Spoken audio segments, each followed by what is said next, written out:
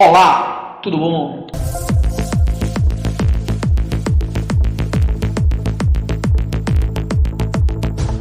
Na nossa segunda parte sobre o sistema respiratório, nós vamos estudar a parte de fisiologia. Você sabe o que é fisiologia? Pois então, muito bem. Como funciona os músculos respiratórios? Como funcionam os movimentos de inspiração e expiração?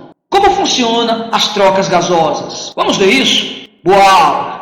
Na nossa parte de fisiologia, a fisiologia é o ramo das ciências da biologia que estuda o funcionamento dos organismos, os movimentos de inspiração e expiração. Como é que isso ocorre?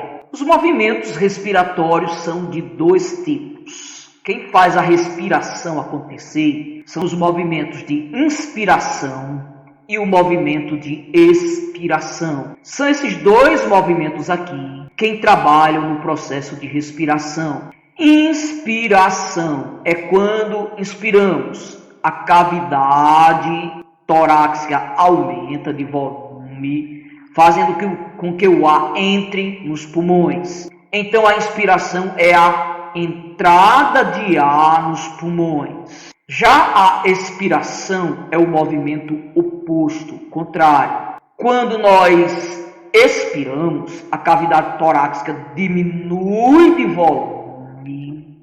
Aí então o tamanho dela diminui, a pressão dentro dela, por diminuir, aumenta da caixa torácica. Caixa torácica é todo esse volume aí. Como eu estava dizendo, a caixa torácica diminui de tamanho, de volume, a pressão dentro dela diminui, aí o que acontece? O ar sai dos pulmões. É o processo de expiração dos sistemas que compõem os seres vivos. Os músculos que atuam na respiração pulmonar. Para a respiração acontecer, músculos que atuam de forma involuntária são fundamentais. Entre esses músculos podemos destacar o diafragma e os músculos intercostais. Quem são eles?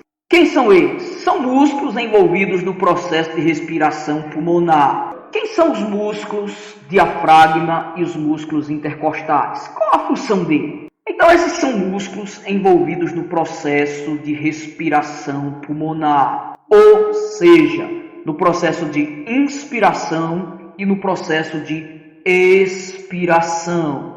É o diafragma e os músculos intercostais que executam os movimentos respiratórios, independente da nossa vontade.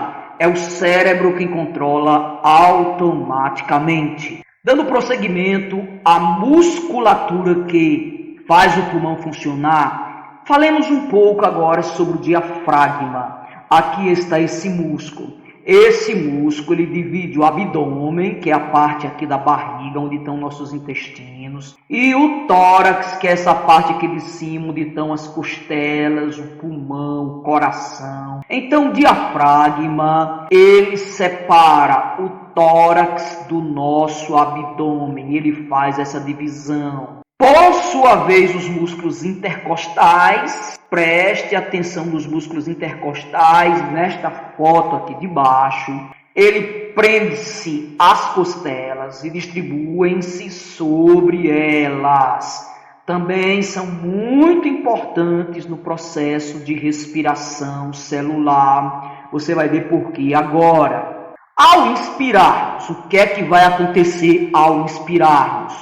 O diafragma e os músculos intercostais se contraem, ou seja, desce, como você vê aqui. Há então a entrada de ar nos pulmões. Por que o ar entra? Ora, quando os músculos intercostais se contraem, o diafragma se contrai, ou seja, desce, a caixa torácica se expande. A pressão atmosférica dentro dela diminui, a pressão aqui de fora fica maior, então o ar entra cheio de oxigênio. É a inspiração.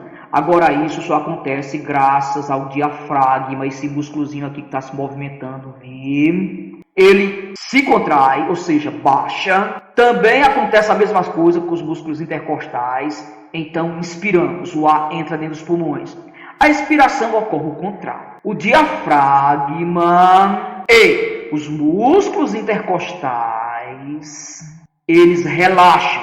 Quando eles relaxam, eles sobem, como acontece aqui nesse momento, ó, sobe. Então, ao subir, a caixa torácica diminui de tamanho, a pressão dentro dela aumenta, se torna maior do que a pressão que está aqui fora. Como a pressão dentro da caixa torácica é maior, o ar é então expulso dos pulmões, ou seja, ocorre a saída de parte do ar que está nos pulmões para fora, para expulsar o gás carbônico.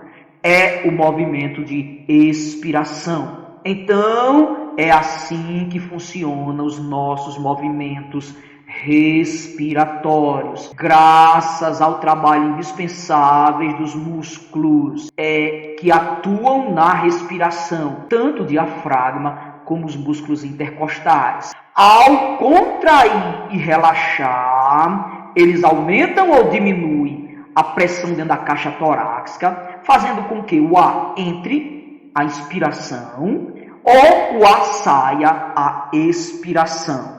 Para você entender como é que ocorrem as trocas gasosas, como é que elas ocorrem, é importante compreender esse processo aqui, ó, de difusão. Difusão é quando determinado material, seja ar, líquido, seja o que for, se espalha de uma região onde está mais concentrada para outra região onde está menos concentrada. Por exemplo, ao abrirmos um frasco de perfume, por que é que nós sentimos o cheiro ao abrirmos um frasco de perfume? Ora, lá dentro do frasco, as partículas de perfume estão bem concentradas. Já fora do frasco, no ambiente, a pressão está, ou seja, a concentração está pequena. A concentração das partículas do cheiro estão menos concentradas. Então, por estar mais concentrada lá dentro do frasco, as partículas simplesmente saem dentro do frasco e vão para o ambiente onde não existe concentração dela. É por isso que nós sentimos o cheiro. A mesma coisa ocorre com as trocas gasosas. Veja aqui como é que ocorre. Olha, aqui tem uma concentração de gases muito grande.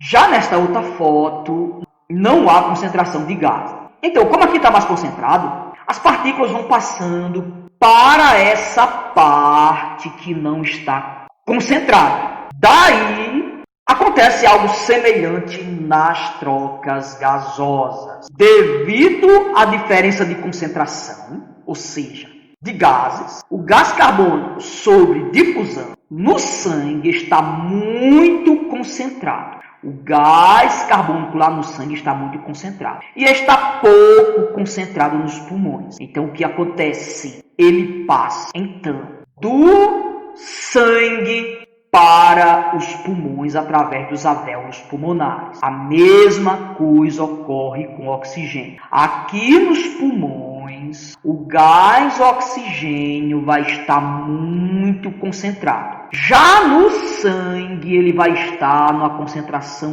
muito baixa. Como o gás oxigênio vai estar mais concentrado nos pulmões, então, devido à pressão, ele é empurrado para o sangue, para aí oxigenar as células, do jeito que você observa nessa configuração. É a diferença de concentração entre o gás carbônico e o gás oxigênio quem faz as trocas gasosas acontecerem lá nos alvéolos pulmonares, que é a parte do sangue que está mais concentrada em quantidade de sangue. Tópico 5 do seu livro didático. O que é que tem a ver frequência cardíaca com frequência respiratória? Ora, tem tudo a ver. porque é justamente a frequência cardíaca, ou seja, os batimentos do coração e a frequência respiratória, quem são responsáveis pela concentração de gases no sangue e nos pulmões. A frequência cardíaca indica quantas vezes o coração bate em cada minuto. E isso é importante para a oxigenação, porque lembre-se que é o sangue quem leva o oxigênio para dentro das células e traz o gás carbônico dela para os pulmões. A frequência respiratória, a mesma coisa.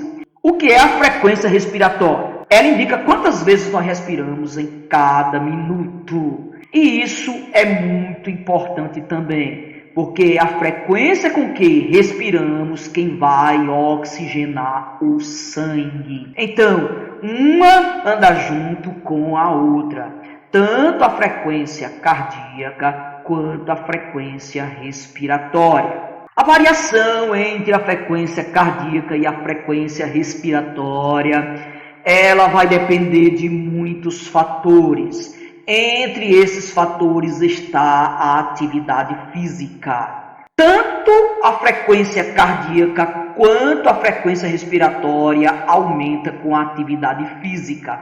Ora, quando você está jogando bola, você vai precisar de mais oxigênio. Logo, como você vai precisar de mais oxigênio, seu coração vai bater mais veloz, assim como seus pulmões vão funcionar mais rapidamente para nutrir de oxigênio o seu corpo, porque caso contrário você morreria asfixiado.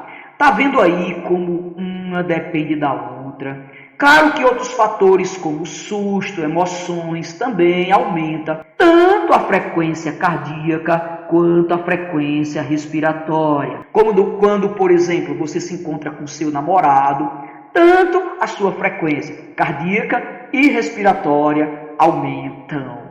O controle automático da respiração pulmonar. Não é você que controla a sua frequência respiratória, tampouco a sua frequência cardíaca. Exatamente. Ambos são controlados automaticamente pelo seu sistema nervoso através dos impulsos elétricos. É o seu cérebro, mais precisamente essa parte aqui chamada cerebelo, quem faz esse controle. Esses impulsos faz um adulto em repouso normalmente inspirar e expirar cerca de 10 a 14 vezes por minuto. Então, uma respiração normal, sem estar fazendo exercício, no estado tranquilo, você tanto inspira quanto expira entre 10 a 14 vezes por minuto. Tudo é feito automaticamente, não precisa você se preocupar com isso. É o seu cérebro quem faz um controle automático da frequência cardíaca, da frequência respiratória e dos movimentos dos órgãos internos de um modo em geral. Não precisa você estar se preocupando em mandar mexer, como eu estou me preocupando em mandar mexer meu dedo, meu braço agora aqui. É um controle automático, né? Graças a Deus. Já pensou se você precisasse dar uma ordem para o seu sistema respiratório ter que funcionar? Tem gente que é esquecida. Poderia esquecer de respirar, não é isso?